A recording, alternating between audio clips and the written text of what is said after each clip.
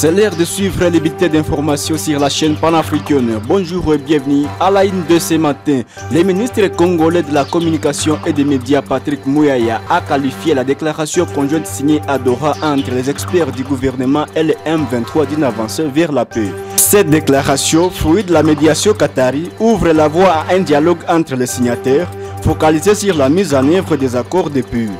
Le gouvernement congolais reste optimiste quant à la réussite de ce dialogue et à la possibilité de parvenir à une paix durable dans l'est du pays. Toujours à la une lueur d'espoir s'est allumée dans l'est de la République démocratique du Congo avec la signature d'une déclaration conjointe entre le gouvernement et la rébellion de l'AFC M23 sous l'égide du Qatar. Les documents prévoient une trêve avant le cessez-le-feu, la fin des discours de haine et un appel à la mobilisation des communautés pour la paix.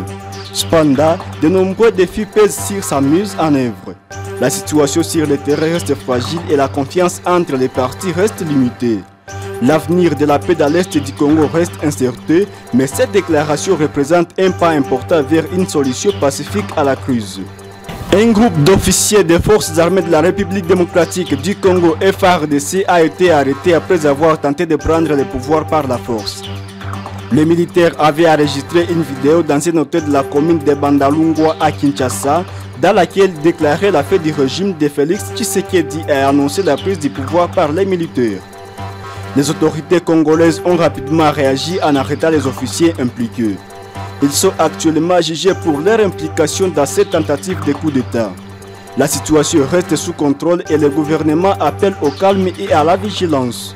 Le président ukrainien Volodymyr Zelensky a effectué une visite éclair en Afrique du Sud ce 24 avril.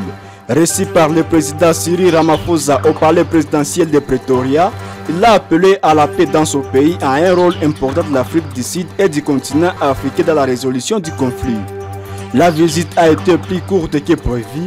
Zelensky a dû rentrer précipitamment à Kiev suite à des violentes frappes russes sur la capitale, le plus important depuis le début de la guerre. Et c'est par ici que nous mettons fin à ces bulletins d'information sur notre chaîne panafricaine. Merci de l'avoir suivi. On se fixe un rendez-vous à 13h pour le développement de cette information dans la grande édition.